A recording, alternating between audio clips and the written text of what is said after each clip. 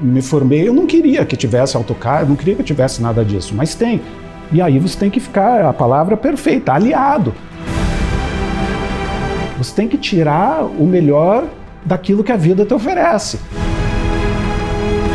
Isso em qualquer segmento da vida, não é na arquitetura. Com toda é na certeza. Nossa família, com os nossos amigos, a gente, com a gente mesmo.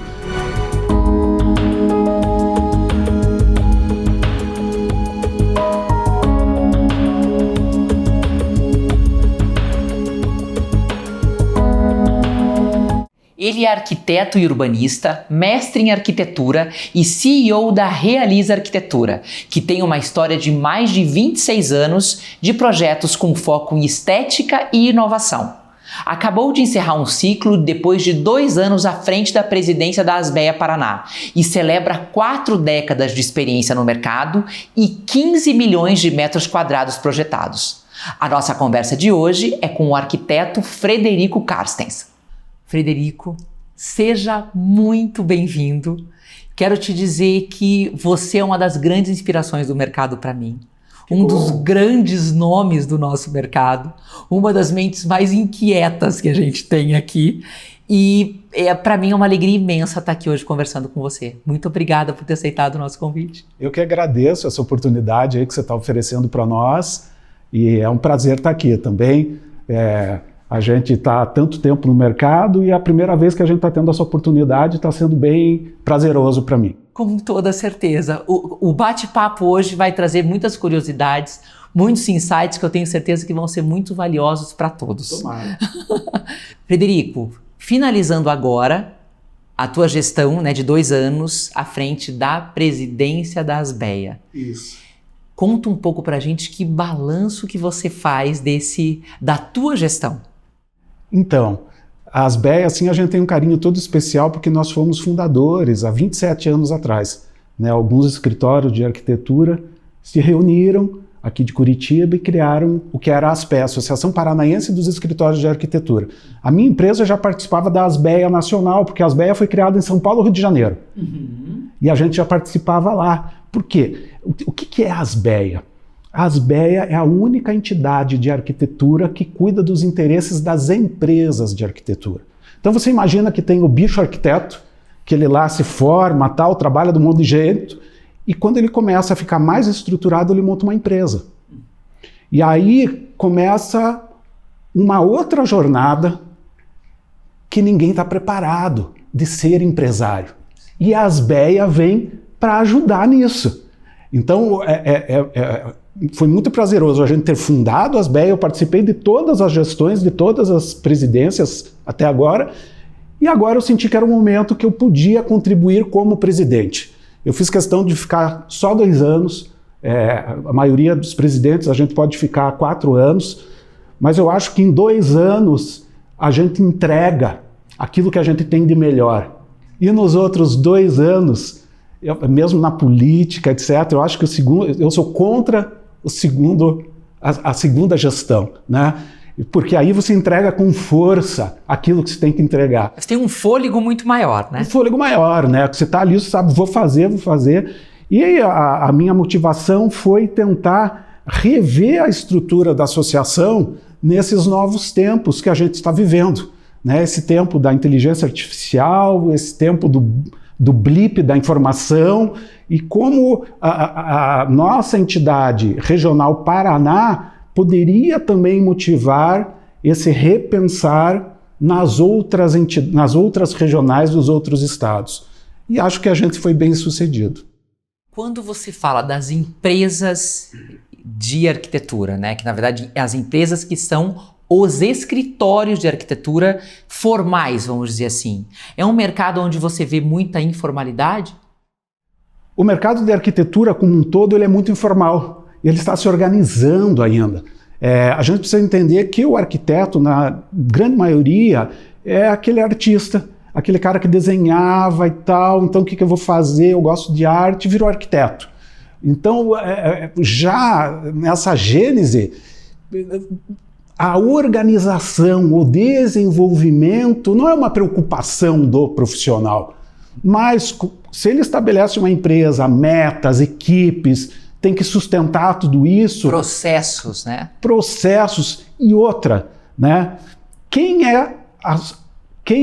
o protege perante a estrutura da sociedade, seja dos clientes, seja das estruturas privadas, as entidades, seja das governamentais na esfera municipal, estadual, federal, seja das outras entidades de classe. Antes a gente tinha o CREA, aí a ASBEA e o IAB e outras instituições, mas de uma forma mais pesada, ASBEA e IAB, montamos o CAL. Mas quem protege não é a palavra adequada, porque o CAL está trabalhando a nosso favor, mas quem evidencia as questões que são importantes, as dores das empresas de arquitetura, é a ASBEA. Sim. A entidade, a ASBEA, é a voz das empresas de arquitetura. E além disso, é um grande atalho para as empresas de arquitetura, e eu falo, se você tem uma empresa de arquitetura, venha se associar, porque você ganha atalho com empresas como a nossa, que tem 40 anos no mercado, com empresas super criativas, que tem 3 anos de mercado, tem que ter 3 anos de empresa para poder participar das ASBEA, e você tem uma dor, uma preocupação, uma dica, você tem na hora. Você tem muita troca de informação. E você não erra os erros que nós erramos. Então, tem um network fantástico, em curto caminho, tem network fantástico, tem capacitações. Por exemplo, agora, a ASBEA, como lá atrás, quando começou a questão da sustentabilidade, a ASBEA trouxe toda essa questão em primeira mão com uma discussão entre os associados. Agora a gente está trazendo em primeira mão toda a discussão da inteligência artificial na nossa profissão. Fizemos 2 eventos grandes com centenas de participantes de todo o Brasil. Então a ASBEA é isso. Ela passa pela sua... esse suporte. Esse suporte, eu acho assim, ela passa por essa missão principal de ser a voz dos arquitetos, de defender os interesses da livre iniciativa, da livre expressão. A gente precisa hoje no Brasil defender a livre expressão. Quem vai defender isso? É a ASBEA. Quem vai defender os interesses das empresas em relação às leis de novos impostos que estão sendo gerados? É a ASBEA.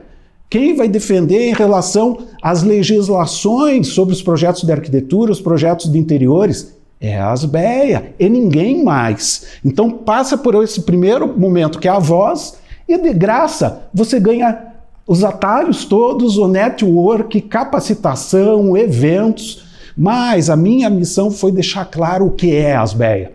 Porque essas entidades, assim, principalmente uma entidade formada por arquitetos e tal, que no Brasil tem, fazer 60 anos que já tem essa entidade, mas assim, eu estava vendo que estava indo para um caminho que era muito assim como se fosse gincana de fazer eventos.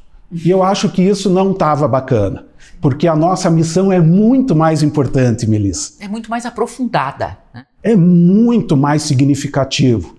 E eu estabeleci convênios com as principais instituições aqui do Estado, é chamado G11, então Associação Comercial, FEComércio, Sinduscom, ADM, CREA, e a única instituição de arquitetura é a ASBEA. E nós, por exemplo, agora nas eleições municipais, entrevistamos todos os candidatos de expressão, colocamos nossa pauta conjunta do Construbusiness, e todos aderiram e se comprometeram, inclusive o nosso prefeito, o Eduardo, que adorou a ideia, se comprometeu em ter um conselho junto com o prefeito e com o G11. E nesses convênios com a Associação Comercial, com o Instituto de Engenharia, a gente conseguiu para nossos associados uma série de benefícios que nós sozinhos, como instituição, nunca teríamos. Preços especiais para Unimed, para plano dentário, para uma série de outras facilidades que essas empresas centenárias construíram ao longo de décadas e está tudo à disposição de nossos associados. Então esse aí é o nosso legado que a gente deixa, e a gente acha aí que o Francisco Almeida vem com todo o gás, participou ativamente da nossa gestão. Eu estou como vice-presidente dele, vou ficar à frente do G11 e da revisão do plano diretor de Curitiba que acontece ano que vem, que afeta todos nós, não só como profissionais, mas como pessoas, como viventes, como curitibanos. E então a gente tem desafios muito gostosos aí na próxima gestão. Que bom, então o Francisco assume agora, né, continuando um legado que já foi definido e ele vem para dar continuidade a isso. Eu digo assim, a gente está aí nesses 27 anos aí de Asbeia, construindo uma construção contínua, né? Se apoiando nos ombros do anterior e para a instituição ir crescendo. Então, o que a gente é esse apoio para o Francisco, e o Francisco vem aí com ideias novas e com o DNA dele que vai contribuir muito para a nossa entidade. Fantástico. Federico, me conte uma coisa. Você comentou aqui na nossa, né, quando você estava explicando o propósito da Asbeia, você falou algumas vezes sobre inteligência artificial. Sim. A gente já vai entrar nesse assunto com um pouco mais detalhado, porque tem muito a falar sobre isso, mas 4 décadas de mercado, realmente a tua experiência é algo muito significativo nesse segmento. Eu queria saber de você um pouco de como você enxerga o mercado de arquitetura hoje, quais são os avanços que vieram e que ainda vão vir para esse segmento nos próximos anos? A arquitetura... Para onde estamos caminhando? Eu digo assim, a gente está há 4 décadas, quando eu me formei, eu brinco assim, eu saí o melhor arquiteto que podia sair, eu me formei medalha de ouro na Universidade Federal do Paraná, e no dia seguinte eu era o pior, porque aí veio o AutoCAD. Porque a gente desenhava na prancheta aquelas perspectivas maravilhosas e eu era, assim, tinha muita facilidade e ganhava as premiações todas. Como eu era artista, quer dizer, sou ainda, né, me considero, acho que nasci artista, morri artista, fazia os desenhos ainda na adolescência, punha na mostra do desenho paranaense, era selecionado junto com os grandes artistas que já eram adultos, né? Mas me formei e virei o pior, porque veio o AutoCAD e mudou tudo. E a minha versão, para você ter uma ideia, atravessei toda essa questão do AutoCAD, depois veio o Revit, que a gente chama de Revit, que é um aplicativo, né, mas é o BIM, que é uma nova forma de projetar, e agora vem a inteligência artificial. Então, você vê, eu saí da prancheta, passei pelo AutoCAD, pelo BIM e agora pela inteligência artificial. E, obviamente, como eu sou um cara que até hoje desenho, eu tenho que conhecer tudo isso, mas não gosto de fazer arquitetura através dessas ferramentas. Mas a gente é obrigado a utilizá-las. A gente entende que é um caminho sem volta. Total. Né? E o que eu queria saber contigo é como hoje você vê a inteligência artificial de uma forma geral, porque a gente... eu tenho escutado muitas conversas entre profissionais da área e a gente percebe uma insegurança muito grande. Meu Deus, e agora? Como vai ser? Para onde nós vamos? A gente tem uma inteligência artificial que faz projetos. Então, como que você enxerga o lado aliado da inteligência artificial? Eu acho assim, como comentei com você, né? Eu me formei, eu não queria que tivesse AutoCAD, eu não queria que tivesse nada disso, mas tem. E aí você tem que ficar, a palavra perfeita, aliado. Você tem que tirar o melhor daquilo que a vida te oferece. Isso em qualquer segmento da vida. Não é na arquitetura. Com toda certeza. Na nossa família, com os nossos amigos, com a gente mesmo. E na tua profissão é a mesma coisa. E agora vem a inteligência artificial, uma mudança, a maior mudança que a civilização humana teve na sua existência. E a gente está participando disso. Obviamente que vai mudar tudo. Profissões desaparecerão. A profissão, isso eu falo muito para os meus colegas. A forma básica de como a gente exerce a arquitetura, a decoração, ela já acabou. E a gente continua fazendo um pouquinho porque ainda não acabou 100%. Mas encontre um novo caminho para você não ser pego de surpresa. Então essa preocupação é lícita, ela não é assim, deixa para lá, porque veja, vamos tentar fazer uma redução extrema assim. Tudo que você faz que é difícil de fazer e repetitivo, e, portanto, você vende isso, porque é uma informação difícil de ter ou algo assim, você vende isso, você vive disso, acabou. Porque a inteligência artificial vai fazer. Tem um cliente meu, que ele é dono de uma grande imobiliária aqui no Brasil, e estava abrindo agora nos Estados Unidos. E ele estava me contando, Fred, pô, eu estava aqui, estou fazendo 2 casas para mim aqui, uma numa cidade, outra na outra cidade, contratei arquiteto, decorador, tal, não sei o quê, eu com a minha esposa, e essa correria, não tem tempo, e aí vai marcar a reunião, uma semana, aí o cara vai desenhar mais uma, mais 2, um mês, não sei. A gente baixou um aplicativo aqui, e numa tarde a gente fez os projetos. Não é que demorou uma tarde para fazer, porque a inteligência artificial fez em segundos, mas eles fizeram várias tentativas. Numa tarde eles estavam com a vida deles resolvidas. Ou seja, você quer uma evidência maior que essa? Mas é isso que tem gerado uma intranquilidade no mercado. Porque você precisa entender a tua realidade.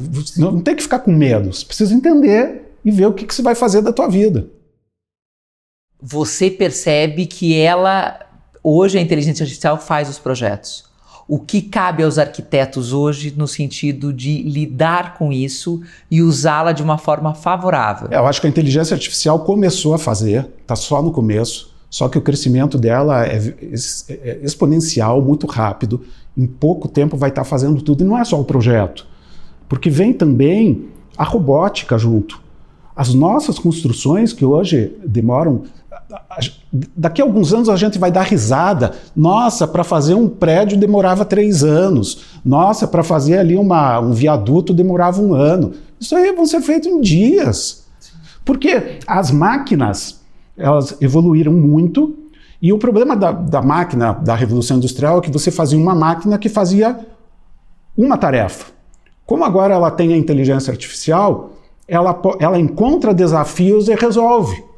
Então as máquinas vão ser muito mais assertivas do que a gente imaginava antigamente, né? Então o que muda é essa grande informação concentrada e se desenvolvendo sem parar. Sim, sim. Ou seja, em alguns meses a inteligência artificial já estará superando a inteligência humana, né? E não vai parar.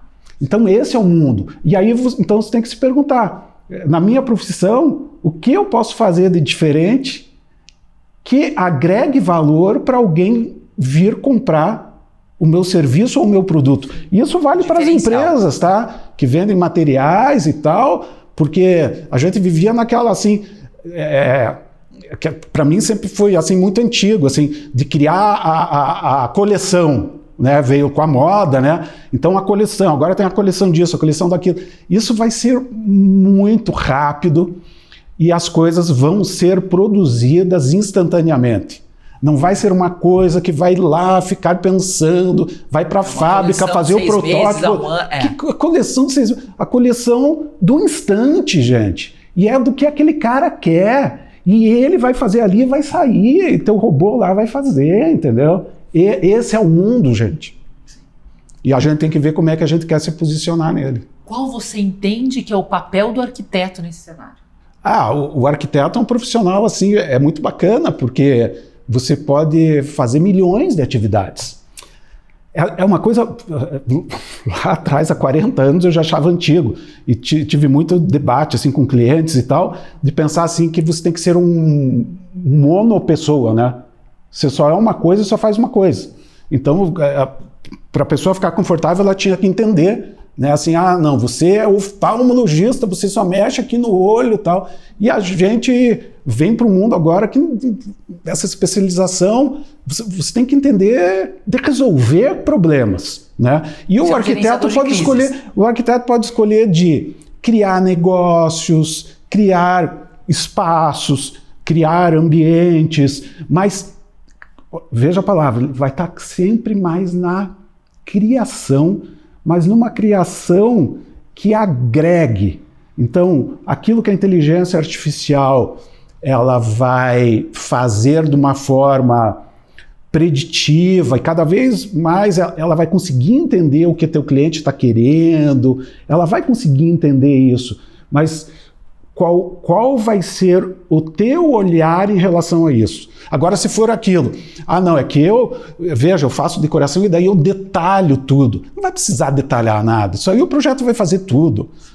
Eu vou lá acompanhar a obra. Bom, acompanhar a obra, você vai ter que estar numa outra vibe, porque vai ser outro tipo de obra. Então, acho bacana isso. A inteligência artificial não vai poder ser uma pessoa que vai lá na obra, né?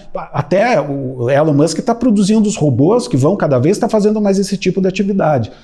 Mas vamos falar agora aí nos próximos 10 anos, eu acho que é isso. Você tem que estar muito centrado naquilo que é criação e naquilo que ainda precisa da tua presença física. A presença física vai fazer a diferença. Aquilo que a máquina não faz por você. E você vê que bacana, né? Porque a gente saiu daquilo, a gente era presença física total, né? Lembra as reuniões, é tudo pessoal e tal. Aí virou tudo virtual. Redes sociais, blá, blá, blá, blá. E agora, para valorizar o ser humano, vai voltar tudo a ser pessoal de novo.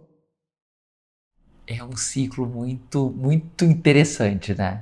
É muito então, curioso. Quando você percebe isso, pra você ter uma ideia, lá na minha empresa, quando começou esse negócio de AutoCAD e tal, a gente já ficou... Desde então, a gente pesquisa como automatizar todas essas coisas, que a gente sempre achou uma chatice, as coisas repetitivas. Que a gente gosta de trabalhar na criação, na concepção de negócios. A gente entende a arquitetura, a decoração como negócio. Por que é um negócio? Porque vem muito dinheiro para aquilo, para fazer algo acontecer que interessa a uma pessoa ou um grupo de pessoas, tem que ficar todo mundo satisfeito. Isso é um negócio. O nome disso é um negócio. Então a gente sempre participou na criação de tudo isso, né? Mas para fazer esse nosso negócio, antigamente tinha muito trabalho braçal. Pra você ter uma ideia, quando a gente se formou, a gente fazia um projeto de um prédio com o projeto arquitetônico, elétrico, hidráulico e estrutural. Com esses 4 projetos ficava pronto, todos esses prédios que você conhece aí. Hoje tem mais de 40 projetos. E para compatibilizar tudo isso com o BIM é um esforço hercúleo, porque isso está sendo tocado por profissionais que não são seniors, então não tem um conhecimento grande, porque os seniors também não tem saco de ficar na frente de um computador com esses programas, então vira um processo que está demorando muito, é um atraso de vida. E agora a inteligência artificial vai acabar com tudo isso. Mas o que eu queria dizer é que desde lá de trás a gente tentava automatizar tudo isso. E quando veio o BIM, a gente viu que tinha ferramentas e a gente montou times, squads, para a gente trabalhar na criação dessas ferramentas generativas de fazer projeto de uma forma automática que já saísse tudo pronto. Quando lançou o chat, a gente parou tudo, porque a gente viu que daí abriu a porteira e essas coisas vão ficar prontas, grandes empresas estão fazendo. Então não tinha por que a gente jogar dinheiro fora nesse tipo de pesquisa. E hoje a gente já está utilizando uma série dessas ferramentas aí de inteligência artificial. Mas assim, e aí como você disse, a gente está pondo toda aquela coisa que é chatice de ficar fazendo coisa repetitiva e ficando cada vez com mais tempo para criação, para eu poder estar aqui conversando com você. Sim, senão eu não podia estar aqui. Mais o conhecimento de vocês, isso. O conhecimento de fato. Senão eu não podia estar lá à frente das BEA, né, liderando nesses 2 anos, não podia estar aqui conversando com você. E aí a inteligência artificial permite isso. Frederico, deixa eu te perguntar algo que me intriga muito. Você tem 40 anos de profissão. E às vezes eu escuto muito de pessoas que têm o tempo de experiência de mercado que você tem, aquela, não tenho mais paciência para isso. Tecnologia para os novatos. Aquela coisa meio, não estou mais disposto a aprender, né? Num português bem claro, essa é a mensagem que a gente recebe. Tô cansado já, os novatos que se resolvam e se entendam com isso. E a gente vê em você, por isso que eu mencionei no começo da entrevista, um lado, uma mente muito inquieta, muito ativa, um lado muito incansável e que mesmo com 4 décadas de profissão, você está à frente de um escritório que busca um aprimoramento constante. Da onde vem isso? Isso é do DNA da pessoa, né? Porque assim, você veja, eu sou sócio do meu sócio Antônio há 40 anos, né? Conheço ele mais tempo do que minha esposa. E lá na escola, os que tinham essa mente inquieta, criativa, se aglutinaram. Tanto é que a gente montou, antes de se formar, chamava Projeto Germe. Naquela época, no mundo tinha começado um bicho chamado arquitetura pós-moderna. E na Federal, os papas da arquitetura moderna. Tive a grata satisfação de ter aula com os papas da arquitetura moderna do Brasil, que foi uma das principais do mundo. E obviamente, eles não queriam falar da arquitetura pós-moderna. E não tinha informação. Gente, não tinha celular, não tinha internet. Vinham umas revistas lá, meia dúzia de revistas que chegava 3 anos atrasado na biblioteca da Federal. E como é que a gente vai atrás de tudo isso? E aí a gente começou a pesquisar por conta própria. Chamamos o Projeto Germe. Para vocês terem uma ideia, hoje um dos participantes do Projeto Germe foi eleito prefeito de Toledo, o Mário Costenaro. Outros 2 estão no Canadá e eu, Antônio, estamos aqui em Curitiba. E lá a gente começou a estudar, ficou bem claro para a gente que a arte, a arquitetura, no final das contas, é estética. Mas não estética no sentido da casca, porque estética é tudo, é o cheiro, é o ar, é o sentimento. Estética é o conjunto 360 de tudo. E como é que você faz a estética? Conhecendo o teu tempo, a tua civilização. Aí a gente começou a estudar os filósofos, tá? E tinha um cara vivo. Por isso que eu digo que você tem que aproveitar o teu tempo. Tinha um cara vivo chamado Alvin Toffler, que escreveu os grandes livros de futurologia. Ele veio aqui dar consultoria para o Jaime Lerner, deu consultoria para NASA, para Pentágono, para os grandes presidentes dos Estados Unidos e do mundo. Esse era o Alvin Toffler. E a gente pegou os livros dele, estudamos e criamos uma linha baseado nele de prever o futuro da arquitetura. E a gente queria prever o futuro, que é o futuro que nem chegou ainda, que a gente chamou da Casa Viva. Hoje, antes de eu vir para cá, meu sócio falou: Fred, a primeira vez que apareceu escrito num livro, mas já apareceu. Porque a gente entendeu que o futuro da arquitetura seria tudo isso que a gente está vendo hoje, mas com a biotecnologia. E as coisas serão vivas. Porque enquanto a gente está fazendo as coisas, arrancando e transformando, é meio um extrativismo e depois um processo industrial. É antigo pra caramba. Sim. Agora, você criar coisas vivas, essa seria a estética do futuro, porque seria o futuro da humanidade, o futuro perfeito, chegando nisso. Então, os materiais são vivos, eles reagem eles mesmos. Por exemplo, como é que a planta faz a energia? A fotossíntese. Então, para a gente ficou muito claro. Então, hoje, quando a gente vê as placas fotovoltaicas e tal, até a gente tem empresa, sócio em usinas fotovoltaicas e tal, que é bacana e tal, mas para a gente é uma traquitana ainda. Porque para nós tem que ser uma coisa viva, uma tinta viva ali, que faz igual a fotossíntese e pronto, e assim será. Então, isso vem nos movendo até agora, porque a gente não chegou lá ainda, mas tudo que a gente previu aconteceu. Porque é simplesmente você analisar os fatos, olhar o pensamento das pessoas, e é tudo muito previsível, né? Então era previsível, que as coisas foram ganhando nomes que não tinham. Então, por exemplo, começou a se chamar de sustentabilidade o que a gente chamava de boa arquitetura. Depois... E você não tinha nomenclatura, né? Mas o conceito já existia. Sim, então, para a gente, os acontecidos... A gente está sempre um pouquinho à frente. Então, por exemplo, a gente tem um projeto que a gente criou que é a Drone Tower, que o teu drone autônomo, né, vem voando com você, vai parar na tua sacada. Só que a gente começou a fazer isso há 10 anos atrás. E nesse processo, a gente quase ficou sócio da maior empresa de drone delivery aqui do Brasil.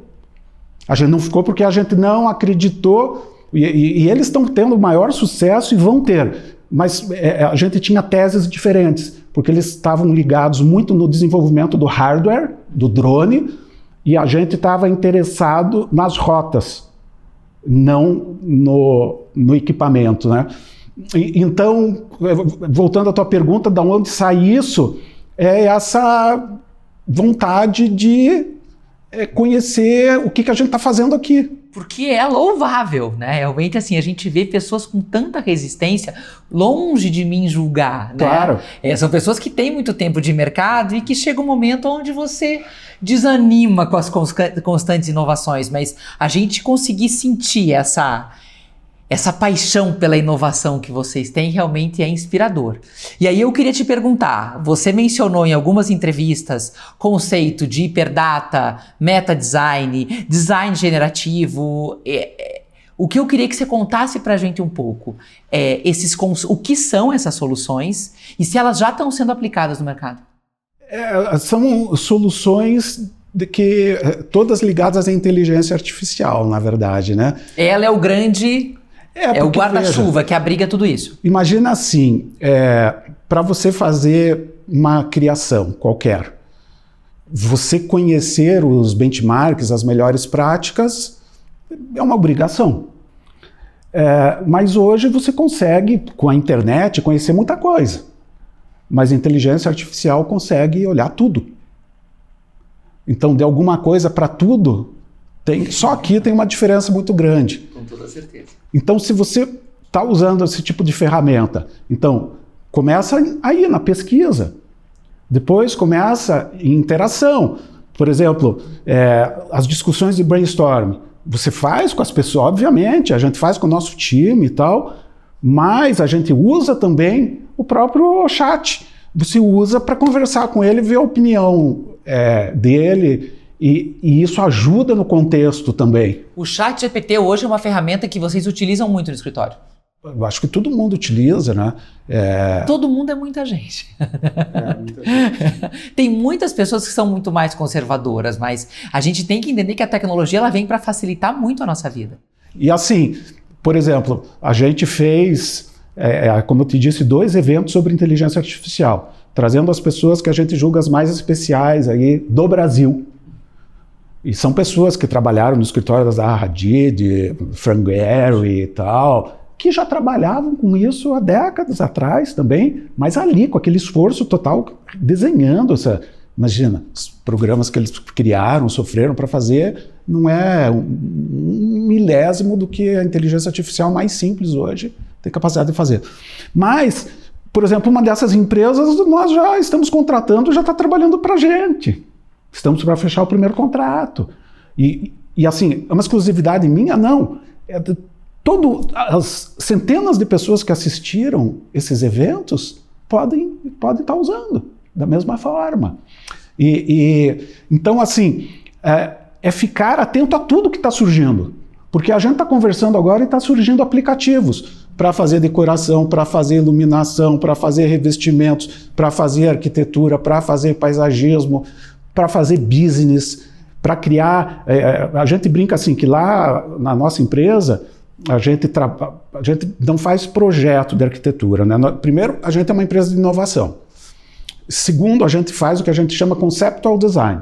A gente transforma terrenos em negócios e usa a arquitetura como a ferramenta principal, né? É um olhar diferente, porque a maioria dos incorporadores, eles vêm da área da engenharia ou da economia e eles olham com aquele olhar financeiro, né? Obviamente que a gente traduz todas as nossas tomadas de decisão na parte financeira, porque é um negócio. Então, qualquer traço que a gente dá lá, ou ideia de projeto, ela está acompanhada do resultado que vai dar financeiro daquele negócio. Mas nessa transformação de terrenos em negócios imobiliários, essas ferramentas vêm nos ajudando cada vez mais. Seja em conhecer todos os empreendimentos que estão sendo lançados com essa característica. Hoje eu consigo ter informações que eu não tinha. Pesquisa de mercado. Você imagina, eu tenho meus grandes amigos aí, os caras pioneiros de pesquisa de mercado. Eles sabem que acabou. Eles vão ter que se reinventar. Os contadores, os advogados. Para você ter uma ideia, meu advogado falou assim: Fred, mas esses contratos que você está mandando aqui, você não precisa mais, brincando, não precisa mais me contratar, né?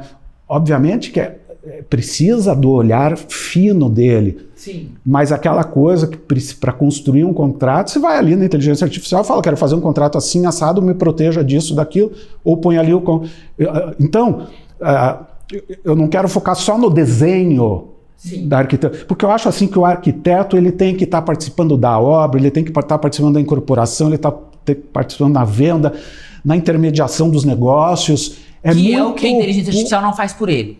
E porque o arquiteto tem muito a contribuir com uma visão diferente em tudo isso, sabe? E é isso que eu falo para os nossos associados. Não precisa todo mundo ficar fazendo sempre a mesma coisa. Ampliar a visão. Sim. Frederico, deixa eu te perguntar, dentro de toda essa inovação, dessa mudança, desse dinamismo beneficamente assustador que o mercado está trazendo para a gente, o que eu queria te ouvir, né? É acompanhar o ritmo frenético do escritório de vocês deve ser muito desafiador para a maioria dos fornecedores do mercado, porque vocês estão muito à frente, né? Estão muito antenados, acompanhando muito as mudanças na linha de frente, já operando e já trazendo isso para uma realidade que é muito além do a inteligência artificial, eu vou ter que me adaptar. Não, vocês já estão adaptados.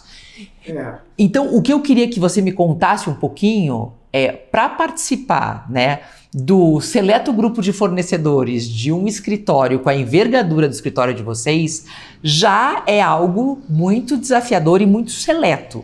Imagino ainda, né, com esse dinamismo empresarial que vocês têm. O que você me diz? O que um fornecedor tem que ter para merecer, né, no sentido bem claro da palavra, ser um parceiro da Realiza Arquitetura? Eu vejo assim, no Constru Business, toda a cadeia da indústria, da produção de materiais, tem muita oportunidade para se desenvolver. Essa é a notícia boa. E eu te digo, lá atrás, quando começou a falar o termo sustentabilidade e tal, a gente deu esse recado para ele. Gente, mostrem no produto de vocês a cadeia toda, né, do berço ao berço, o que vocês estão fazendo, quanto que gasta de energia e tal. Até hoje, assim, eu participo desses eventos de sustentabilidade e tal, então há décadas, e ainda está se discutindo isso. Então, para mim, é um assunto que já cansou, porque é um assunto que não foi vencido, porque a indústria não comprou, né? Obviamente que a gente tem que tomar cuidado com o mundo woke, né? Eu não estou falando aqui que, ai meu Deus, não pode fazer nada. Longe disso, né? Eu detesto isso, né? Eu acho que as coisas é o bom senso em tudo, né? Claro. Então, assim, você não vai deixar ter fazendas mais, porque vai fazer um CO2 e tal. Então, todo mundo para de comer, tem que fabricar lá nas fábricas das grandes famílias que detêm o poder e você come tudo. Não é assim, né, gente? Pô, tem que acordar, né? Mas, obviamente, que você quer uma coisa que seja produzida, que gaste menos energia e tal, sem vir com essas coisas de catástrofe que vai acabar o mundo, né? Porque se acabar, a gente mora lá em Marte, não tem problema nenhum. E vou te dizer, eu prefiro morar em outro lugar, eu prefiro morar num lugar feio, fedido, mal iluminado, mas com gente legal, do que morar num lugar todo limpinho com gente chata. Sim. Isso eu te digo. Mas, então enfim, mas voltando aqui, né, na nossa conversa, a indústria. Então eu estou falando aí, só na sustentabilidade eles têm um mundo para desenvolver. Você pensa que ainda está muito atrasado? Eu acho assim que... Bom, qual é a indústria... Você chegar lá e falar assim, eu tenho tantos % da minha grana aqui que eu ponho em pesquisa de novos materiais com biotecnologia. Me diga uma. Tem empresas internacionais grandes, dessas grandes corporações, eles estão deitando e rolando, pesquisando isso. Mas todo mundo podia estar fazendo. A gente tem grandes pesquisadores aqui, os guris aqui em Ponta Grossa criaram lá uns negócios com os fungos. O micélio. E várias coisas. Cadê incentivo para gente? Vamos embora, né? Mas eu vou te dizer qual é a grande sacada. E que é o que hoje que a gente está curtindo lá no escritório. Porque a gente acha que o desenvolvimento que a gente acha de coisas vai para a biotecnologia. Mas tem o grande universo, e para os outros planetas já estamos indo e tal, mas o grande universo é o universo interior, o emocional nosso. Porque com tudo isso que aconteceu na nossa civilização, se destruiu a parte emocional das pessoas. Essa velocidade de informação, assim, o professor Augusto Cury fala com muita propriedade, né, que essa nossa parte autônoma do pensamento deveria ser uns 20%. Esse é o normal das pessoas que antigamente tinham saúde e eram felizes. E hoje em dia é 99%. A criança nasce, pega isso. O que acontece? Você vira escravo de pensamentos aleatórios construídos pela tua psique. E aí, como ele diz também, não existe maior autor de Hollywood que faça um filme de terror maior do que esses pensamentos fazem para nós. Nossa própria cabeça. Aham. É por isso que você vê alto índice de suicídio, criança se automutilando. Você vai conversar com uma pessoa, se tem uma ideia diferente, estoura. Se você vai fazer uma coisa, não dá certo, estoura. A gente sofre, a gente não dorme, a gente não sabe o que está fazendo aqui. Então, lá no escritório hoje, nos nossos projetos, a gente trabalha no que a gente chama design harmônico. O design harmônico busca pegar toda essa grana que tem nos negócios imobiliários e que a gente começou a achar assim muito supérfluo as campanhas de venda dos produtos ou dos negócios imobiliários. É assim, cria uma coisa de novo, mas tipo para você ser, para sair no Instagram, é muito supérfluo. Sim. Sim. É quase assim, duvidar da inteligência das pessoas, né? E assim, a gente, nos nossos projetos, a gente está querendo criar um senso de pertencimento para as pessoas numa jornada de regeneração emocional. De como eu posso ser melhor comigo, com a minha família, com os meus vizinhos, com a minha comunidade, com a minha cidade. Esse senso de pertencimento. De uma coisa legal, verdadeira, simples, pura. Né? Então, imagine o pessoal do produto que é tangível. Né? Trazer isso para dentro, mas não como um wash, né? Não como uma coisa que eu quero enganar o cara. Por isso que eu sempre me incomodou muito essa coisa dos lançamentos de estação e tal, que é óbvio, você está fazendo diferente, a calça é larga, agora ficou estreita, fica larga de novo. Pô, calma, né? Eu não vou seguir essa tendência que você está falando. De raiva eu vou fazer o contrário. Venha me falar coisa verdadeira. Eu acho que aí está o macete para as pessoas, né? Que vem, e aí dentro disso você traz um monte de coisa, né? Você traz comunicação não violenta, você traz generosidade, você traz espiritualidade, você traz humanidade. O que você consegue perceber é que hoje em dia as pessoas estão muito fragilizadas. Total. Muito fragilizadas. Mas foi o contexto que levou a isso, né, Melissa? Não é uma coisa gratuita, né? Então, quando você desmorona todos os nossos alicerces, né? Aquela espiritualidade, a fé, a religiosidade, a família, quando você destrói isso e você vê crianças que nascem nem sabem o que é isso, o que sobra? O que sobra? É uma reflexão. Sobra lixo. Você perde a tua base. Você nasce sem base. Então você quer daí o novo pelo novo, eu quero emoção, eu quero experiência. Vazia. Onde é que para isso? Nas drogas. Porque eu preciso experiência. Eu já pulei daqui, dali, já voei, fui de paraquedas. Eu tenho que fazer a minha agenda aqui, eu tenho que fazer 10 coisas hoje ainda, tal. Mas eu quero mais. Casar agora não é na família, tem que ir lá para viajar para outro país, vai todo mundo para lá, volta todo mundo correndo e tal. Mas eu quero mais, vou me drogar. Sim. Não, é o caminho mais óbvio, né? É o caminho mais óbvio. Então eu acho que perseguir a verdade e perseguir o que é imutável. Porque a vida é mutável e acaba, tudo aqui.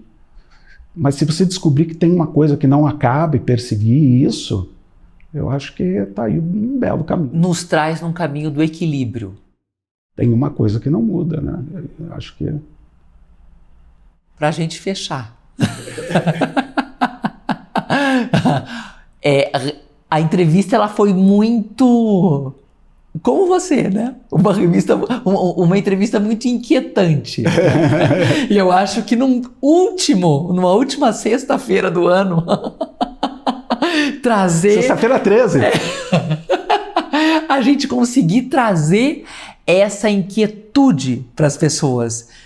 Esse olhar para dentro, esse pensar, porque a gente começa falando de arquitetura, mas isso está completamente interligado com o ser humano, é fantástico, fantástico.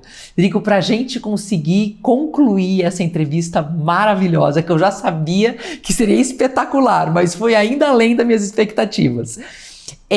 Para onde a inteligência artificial, esse caminho, vai nos levar, né? Falando dessa questão da arquitetura, como a gente mencionou aqui, algo muito mais profundo, essa interação da arquitetura com o ser humano, para onde você acha que nós estamos caminhando? E uma mensagem para 2025. Eu acho assim, como toda grande criação tecnológica, ela pode ser usada para o bem e para o mal, né? Então, a cisão atômica criou a bomba atômica, né? É óbvio. Como é que você regula isso? Se as pessoas, todo mundo que está nos assistindo, realmente entender que toda essa tecnologia que vem, quando ela estiver vindo moldada, quando ela estiver vindo subvertida, tirando a livre expressão das pessoas, ela está errada. E aí critique. Então a gente vê que até pouco tempo atrás a gente não tinha nenhuma rede social onde as pessoas podiam se expressar de forma livre, né? Inclusive, toda a área, né, da imprensa tradicional ficou muito desacreditada no mundo, né? Porque ficou óbvio um discurso tendencioso, pré-programado. Né? E se você olhar na inteligência artificial, até pouco tempo atrás, se pedir uma coisa, sempre tinha que aparecer a pessoa negra. Eu adoro as pessoas negras. Mas óbvio que eu enxergo a manipulação ali. Até que o Elon Musk criou, né? Comprou o Twitter, liberou a coisa e deu uma esperança para todo mundo. E eu acho que a gente... a inteligência artificial e a robótica vão mudar a nossa vida. As coisas vão acelerar muito e vão ficar muito baratas. Então o ser humano vai ter acesso a muita coisa. Isso. Por outro lado, o ser humano está em extinção, porque nascem menos pessoas do que morrem.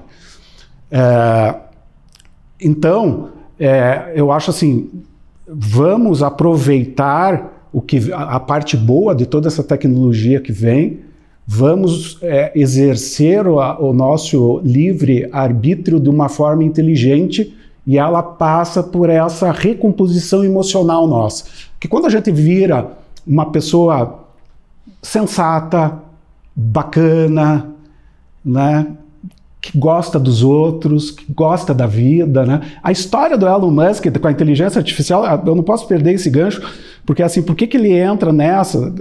Né? Ele era sócio do chat lá, ainda tem um pouco, mas ele está numa discussão, não sei se é com o Jeff Bezos, e que ele fala assim, cara, nós temos que regular melhor isso aqui que não está indo para um caminho legal e a máquina não pode superar o humano. E aí o Bezos fala, mas você é um especificista? E daí, se ela for melhor que o ser humano? E aí a resposta dele é porque eu gosto, ou eu amo, não sei a frase que ele usou, o ser humano. E por isso que ele criou a Neuralink, que ele pensando, como que esses robôs, essas coisas aí vão gostar? Eu quero que eles gostem. Eu vou pôr eles no ser humano. Por isso que ele está fazendo as pessoas enxergarem, andarem e tal. Vem mais ou menos de tudo isso, né? Então, eu acho que isso, vamos ter esse amor ao ser humano, e o primeiro ser humano é você mesmo. Então, encontra teu equilíbrio, vamos fazer, e vamos pegar toda essa tecnologia aí e não vamos deixar que sejamos manipulados. Falou tudo. Frederico, foi assim maravilhoso ter você com a gente. Obrigado. E especialmente a entrevista indo ao ar na última sexta-feira do ano, dia 27 de dezembro.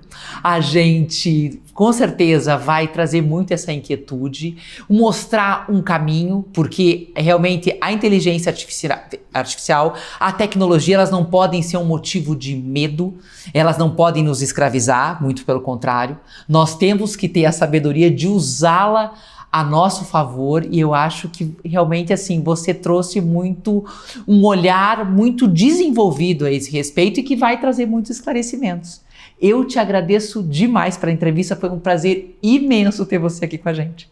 Eu que agradeço e Feliz Natal e Ano Novo para você e para todo mundo aí que está nos assistindo. Para todos nós, 2025 certamente vai ser um ano de muita evolução, maravilhoso para todos nós. Graças a Deus.